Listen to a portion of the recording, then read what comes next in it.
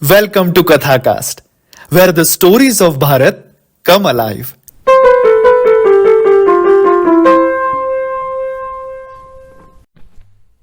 Episode 6.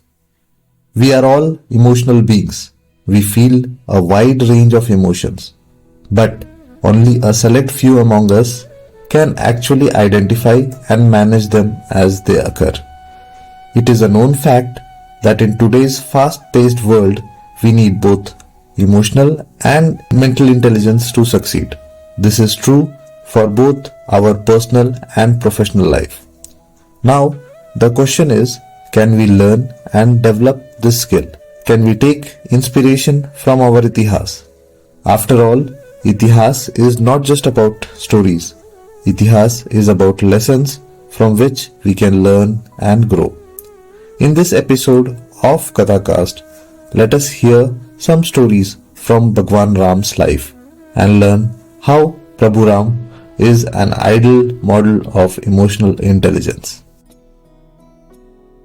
Emotional intelligence is a type of general intelligence that helps people develop themselves. It is the ability to manage both your own emotions and understand the emotions of people around you. People with emotional intelligence are empathetic, tuned in, and perceptive. These traits help them perceive, understand, use, and manage emotions in their personal lives, careers, and other situations.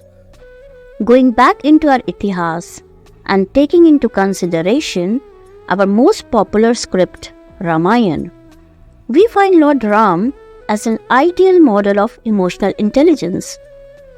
For Hindus, he is our bhagwan. For non-Hindus, he is a legendary figure. And for all others, his believers, he is an ideal man, a complete man, and perfection personified. And that's the reason he is called Maryada Purushottam, the man who is supreme in honor and righteousness. He was able to understand and manage his own emotions, and he had a deep understanding of the emotions of others too. Lord Ram is beloved, respected, and adored for the virtues he embodied: dharma, valor, chivalry, loyalty, compassion, love, obedience, courage, and complete balance of his character. Being emotionally intelligent never means to mask one's own feelings and emotions. Rather, it is manifesting them in a best and optimized way with complete control over them. The epitome of emotional intelligence, Lord Ram, also feels aggrieved and sad when separated from his wife Sita, and also became angry on Ravan.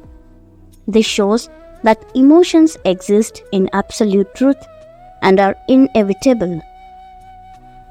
When we study the life history of Lord Ram, we can find that each and every step he shows a high degree of emotional intelligence. Let's check some teachings from his life. Let's start with the story of coronation ceremony and exile. A day before his coronation, he was told that the ruler of Ayodhya will be his younger brother Bharat, and Ram would take 14 years of exile. It was a shattering and sad news, isn't it? But Ram manages to remain a master of his emotions and keep them in check. He does not allow them to take him over, to enslave him. He never bothers to ask the reason for such sudden change. The only thing matters to him was the order of his father, the commitment his father had made in past, which was way more important than his own comfort and luxury. It's natural to feel sad in an unexpected situation. However, when a person works hard to avoid anger or any outbursting, this is always a sign of emotional intelligence. Another story is when he met Shabri during exile. who was a deep devotee of Lord Ram. Lord Ram was in exile and Shabri gave him some fruits which he had already tasted so that Lord didn't have to eat sour fruits. Lord Ram understood the emotions behind it and ate the fruits she offered. This quality of Lord Ram manifests his emotional intelligence, and through this act of acceptance, he became a symbol of change for many. Another story is empathy for his brother Bharat.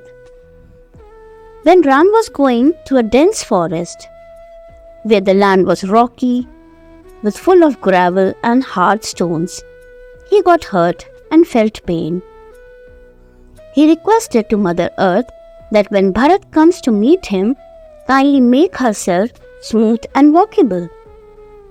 In counter, Mother Earth asked, "Is Bharat softer and milder than Lord Ram?"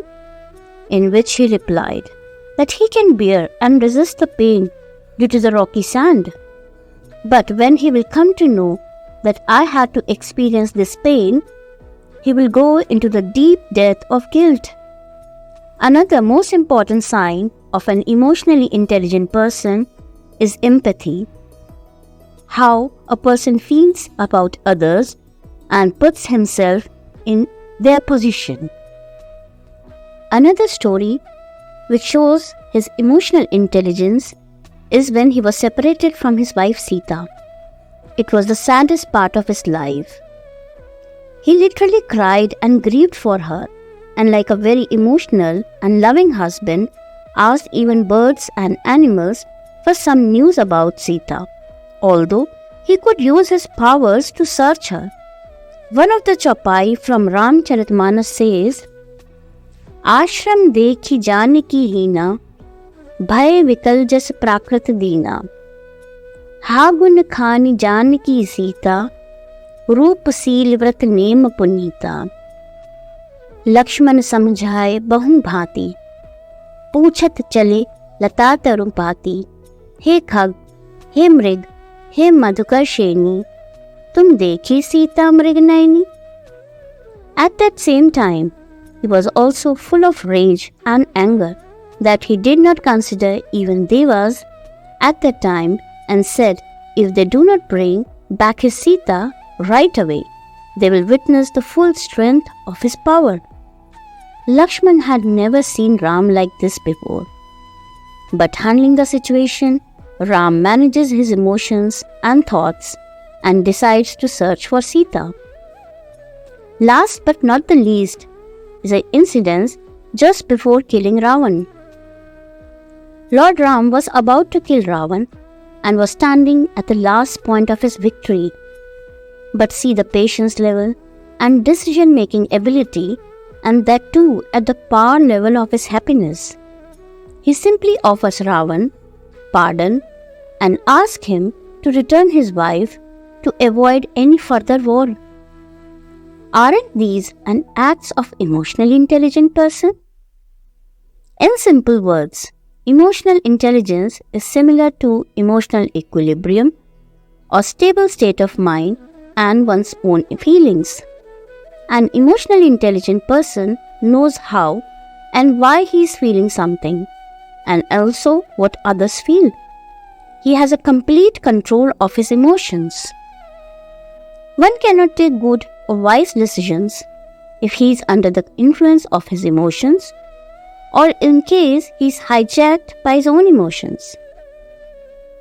One thing Sage Valmiki is telling us through Rama's story, and Rama is telling us through his life, is that when it comes to doing what we must do, however unpleasant the events that life brings to us, we must not let our emotions overpower us, but should remain our own masters, and keeping our emotions under control, go ahead and do what needs to be done under such circumstances.